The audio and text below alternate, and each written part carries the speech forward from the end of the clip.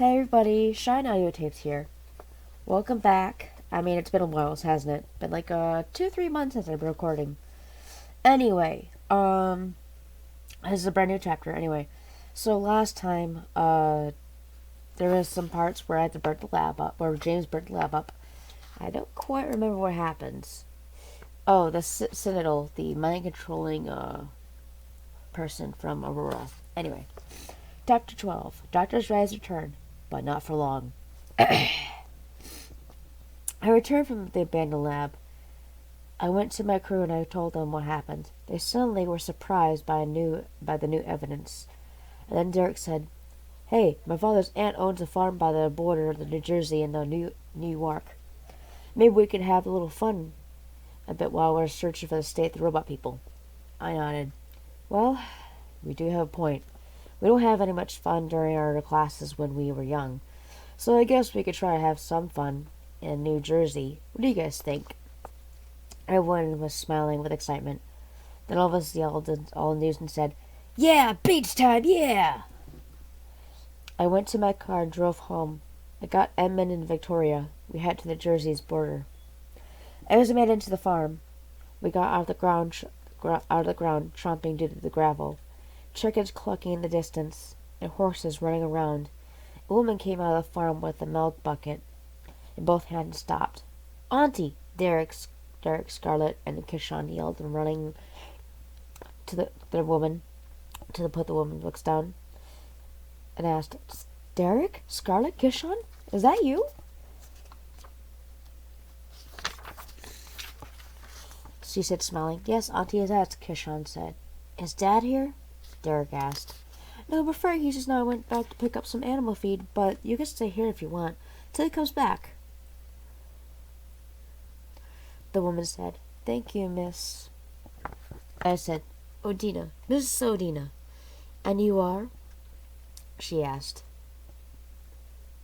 "James Thomas Leon Davies, ma'am.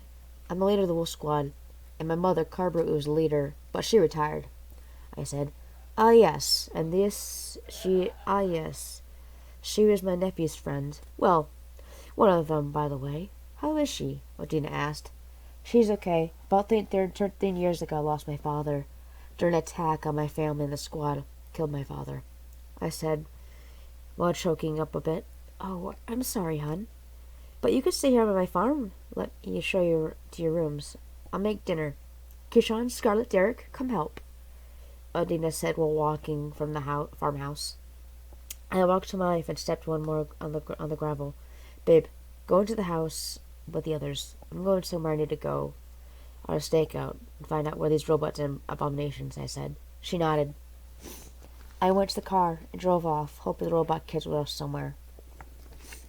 As I was driving, I saw a building and looked out, and a little bit old. But it was like a mill. But it was nothing, wasn't the building. But back then, I didn't know it well. Anyway, I walked into the mill door, and then I walked in a few more inches, and there I was hit in the back of the head with the shovel, with the back of the head knocked out. Next thing I know, I was chained up to a chair, hooked up with electrical wires hooked to me. Well, well, well. I never to see you again, James. A voice blasted out of the darkness. "Who's there?" I shouted. Then shocks and bolts went to my chest. Gah! I grunted, my muzzle form retracted back into me. "I'm the one who'll be asking questions, James," the voice said. Have you met my children? My creation? My work of art?" The voice said. I realized who it was. The man appeared. The man was Dr. Red-Eye. His head was a robot, but his brain that he had was still showing through the glass on the dome on top of his head, lit with green lit ooze growing from the glass. His eyes were fully red, not like his real eyes he had back then. Then his left eye was red, but the right eye was blue. But both were blood red, and half his arm was fine, and like bionic arm he had a claw. And in his left arm were just wires and a robotic hand that may just have been a hand crafted by him or his children. His body was human, with a chest, but some metal was showing. out of his skin. His legs were animatronics like Foxy's from Five Nights at Freddy's, long and skinny. There were 3 toes and ripped clothing, like he was buried 20 years ago. But now he got his brain and kept 20 years kicking, attacking, no idea. So, you're still alive? I asked. Yes, my children are the creations of me, which I don't think not one of them will understand how robots are made, or how to create them. He said, you won't get in the way with this. I have a tracking chip in me, and they'll find me, I said. What? How is that possible? Red Eye asked. Looks like robots have some malfunction, I said. Then my crew burst through the door, and then I stopped using the gas to blind the robotic vision of Dr. Red Eye. They unhooked me from the chains. I used my flames and blasted through the mist and hit Dr. Red Eye. The flames I used were so hot it could melt anything, even titanium. The flames melted his arms, legs, and body. Then his head. Gah! You can't stop my children, he said, the voice getting lower and lower. And slowly, I crushed the glass of his melted head and crushed his brain into pieces. Ugh. Glad it's over. Now, where are they now? I'll have to find them and then leg us to the Red Eye family, I said. Then I went back to my car. That was still there. How to get there, I had no clue. Chapter 13. Day 1 of vacation. A rough start. After I killed Dr. Red Eye. Well, the rest of him anyway. So my son and my wife woke up before me. The rooster cocked early at 5:30. As the sun came up, I tossed over in the covers. I pulled them up, trying to find warmth. It was not a very nice day, even though we were on the southern border of New York and a bit northern part of New Jersey. It was about 50 degrees Fahrenheit. So, it was a little cold. Anyway, Ordina, Deshawn, and Jill walked back into the house. Deshawn came in the house after feeding the animals. Deshawn looked a little old after about 20 years more. After my mother first saw us and my kids growing up with black hair. Growing up. Black hair on top of his head. I got about 5 minutes later, and everyone was downstairs eating breakfast, a plate full of bacon, eggs, toast, and even coffee. Morning, everyone, I said with a little sleepy still. Hey, James, sorry about your paw, Deshawn said, while chewing a piece of bacon and drinking a coffee. Thanks, I said. Then Elizabeth came over and whispered into Deshawn's ear. He nodded. Okay. All right, Auntie. I gotta go, he said, got out of his chair. He got a shotgun and then said, Everyone stay here. He's back. Auntie, I'm gonna go take care of it, he said, cocking the gun, then walked out the door. Everyone else got out of the chair and walked to the window. Seeing the door, he saw a black vehicle parked right out behind the door by the barn. A man came out from the back seat. I looked out where Mrs. Odina said, Miss Odina, who is that guy? I whispered. He's a big honcho of the mafia named the Dead Bloods. A few months ago he wanted to take the farm. He thinks he could take us and take the farm by force.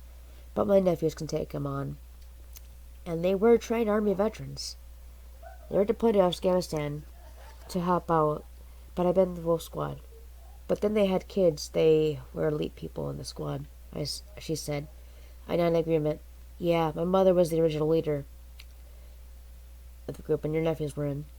Now that I'm the leader, and now the group of your great nephews are here too, I said. She nodded and smiled and walked through the door. Excuse me, I said, opening the door, and I morphed into my wolf. As quickly as possible, my silver fur on top and gold at the bottom. But when I was 14, it was all gray all over her body. I gnarled my teeth at the man Deshawn was pointing the gun at. Then the big boss of the Dead Bloods then saw me. He was trying to concentrate on Deshawn. Get that damn dog before I kill him with my bare hands, said the boss of the Dead Bloods. Then I growled and pounced at him, ripping at him. The guy screamed. Then I ripped his skin off. Blood was pouring out of his main artery and bled out. Other 2 men got into their car. I gnarled my teeth at him, which were still full of the boss's blood. As they pulled out their guns, the Dishon shot the two, and they fell down, were dead. I turned out to back to myself. I went to the house. I took my bloody clothes off and took a shower, wiped the blood off my hands and my face. Then I got out and brushed my teeth and put the clean clothes back on. Victoria came walking in as I was putting my gown on. "Hun?" she asked. "Huh? What's up?" I asked. "How can you morph without being hurt? Is it comfortable?" she asked. "Well, my family always been able to morph. My mother was the first to morph. But she said it doesn't hurt. She says it feels natural." Our son probably the same. "He's quite a wolf, but he'll be fine," I said, kissing him on the cheek. I went to my room. Out to the room. "I know my wife, and I need to train her son. I know how to morph to his wolf, but now I'll wait, sooner or later."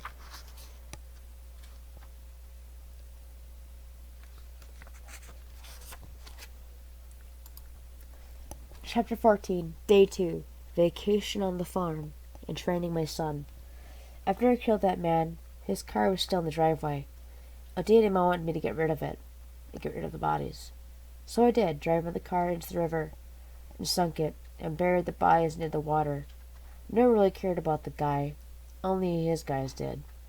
But now, since they don't have any boss, they're not independent. They were only dependent on the big boss. But now, I have to do some work. "Hey, James, can you milk the cow for me while I'm running out to get the milk that I just got from them about 2 days ago?" "I didn't ask." "Yeah, I will," I said. I walked to the dairy barn. I got some buckets and put them underneath the udders. I pulled up my sleeves on my white shirt. I did the button up on one of them. Then I put my hands under the udders and milked the cow. I got about 2 buckets full, and I brought it to the house, where Regina was doing the dishes. I smiled and showed her the buckets. She smiled back. "Put on the table, will you?" she said, laughing. "Put that on the table, you," she said, laughing and smiling, while shaking her head while drying the plate. With the dish rag, I put them on the table. I went upstairs and went into Edmund's room. "Hey, son, ready for your training?" I asked. My son Edmund nodded, but then he put on his suit and gave him his birthday. That is when he walked in the cornfield, and then when I told him to stand over by the hay bales, and I told him to find his wolf form, concentrate on the wolf, and try to use it. Its body turned into it. He closed his eyes. His claws were forming. Fur was coming out of his chest. His fur was bluish blackish. His teeth formed. His body structure became a wolf form.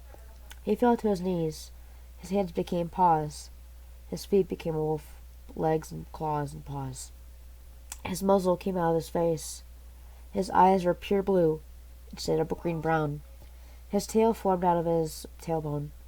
His skin became furry, and his face became furry, as well as his fur-fully covered body. Then his transformation was complete. He shook himself. I smiled. His wolf looked up to me. It started wagging its tail, and I know what it meant. I told him earlier wagging the tail if he knows me, and told me it's all right. They didn't hurt one bit. Then that night we were eating dinner. Then the phone rang. Gerald picked up. "Hello?" He responded. You serious?" All right, I'll tell him. All right, bye-bye." Gerald said, hung up the phone. "Looks like you have another mission, but you can come back after that," Gerald said. I looked at my wife. "Hun, I'll be back. I have to do this," I said, while my wife nodded. I got up and put my gear on, and they went outside, and the rest of the crew went outside. I put my chip in the morpher, and I yelled, "Morphing suit Silver Gold Alpha, activate!" I shouted. Oakley yelled, "Morphing suit White Beta, activate!" The rest of the game did the same. Dishon was brown and tan, and had some black in his leggings, and Hunter had a gray wolf that had tiger stripes, like his dad, but his gray coat was a little bit darker. Kishon's color was brown, with the same red and black on his back. Samika wolf was black, with a white muzzle and legs, and Scarlet was a tan wolf with red stripes. Kato was a white wolf, but had a black top from head to tail. Like a gray wolf, but a little gray trim inside and a brown and black coat. Dark patch black. Then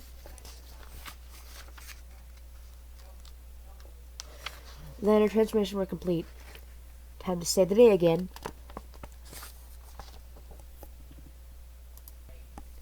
Chapter 15, Day 3, Vacation on the Farm, Tank's Attack in Newark. We ran so fast our wolf forms that we made it to the spot. We were in distress signal. Ryan and Dylan Price Jr. were already helping some people out of the way to get the situation. So, after you kill my brother Skunk, it's time for payback. Start with you, Wolf Squad, said a man with a distorted voice with a grunted little wobble to us, with the smell of a dead body. Skin greener than a Grinch, hobo clothing that all with the body that was with the strength of a bear. Or was a tanker. As he was wobbling towards us like a person that had a broken leg, teeth rotten now couldn't tell if they were even teeth, black as hell. I soon realized who it was. That he was still alive. This guy was tough than his name. His name was Victor, but now his new name was Tank. His brother Skunk were born with the man named Stinky Robert, aka Stinky Bob. But Skunk and Stinky Bob are already dead. Now he's after us. Tank, if you want revenge, go ahead and try. We'll take you down no matter what the circumstances. Are you really need a shower? I said jokingly after I said that. My crew and I lost it. We bust out laughing. When Ryan and DJ were laughing. Even Ryan and Dylan Jr. were laughing. Then Tank looked angry. Then he held his hands out onto his stomach. As he spread his hands out, his awful stench filled the air and blasted us away. Ugh! I grunted after falling. I had a gross feeling. It looked like when I was holding my nose. I had a gross feeling look while holding my nose. Guys, I said, my nose closed. You alright? As I ran towards Derek, trying to get a stand. Ugh, I hate that stench, Derek said while holding his nose being plugged. I nodded. Well, where's everybody else? I said with my nose plugged and smell away. Over here, James, Samika yelled from afar. As the gases cleared, we saw each other, and Tank was nowhere to be seen. Where'd he go? Derek asked, shouting. We looked around. He was gone. He'll come back for us. I know this. I know he will. It is nature to get back for Hercules' brother and father, I said. That's right. That's right, Jamie. I know you're trying to find those robot kids. Tank's voice laughed and echoed through the town.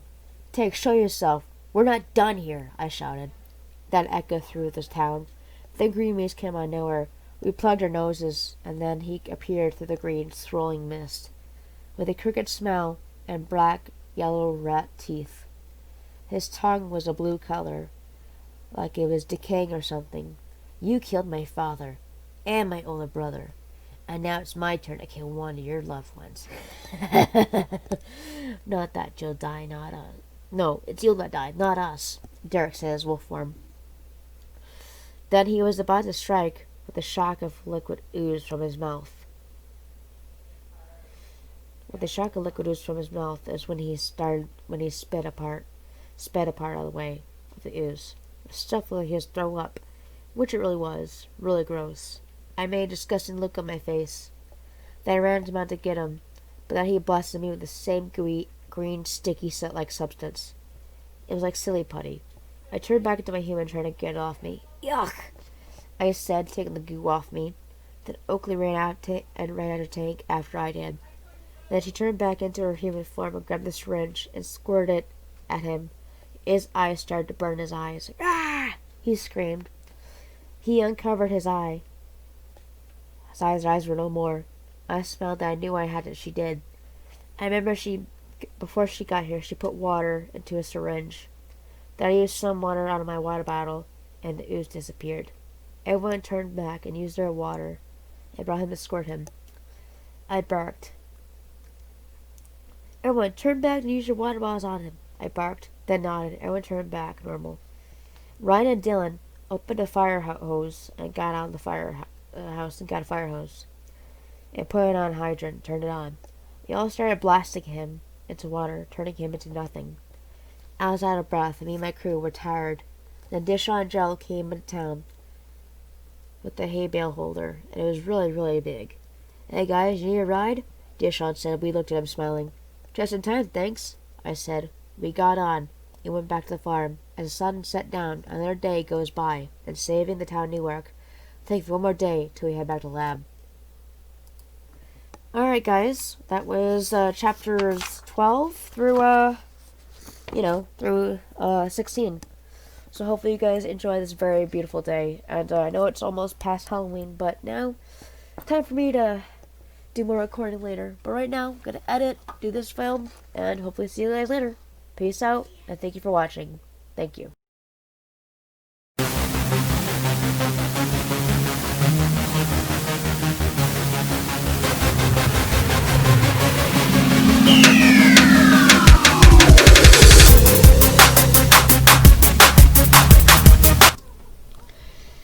Hey guys, thank you so much for watching the video. If you'd like more, leave down in the description in the comments what you think about it. And if you're new to the channel, please subscribe. I really appreciate it a ton. And I hope you'll be able to see us all in another brand new episode of both either book or a vlog. So, yeah. Alright, thank you guys for watching. Leave a like, comment, and subscribe. Peace out.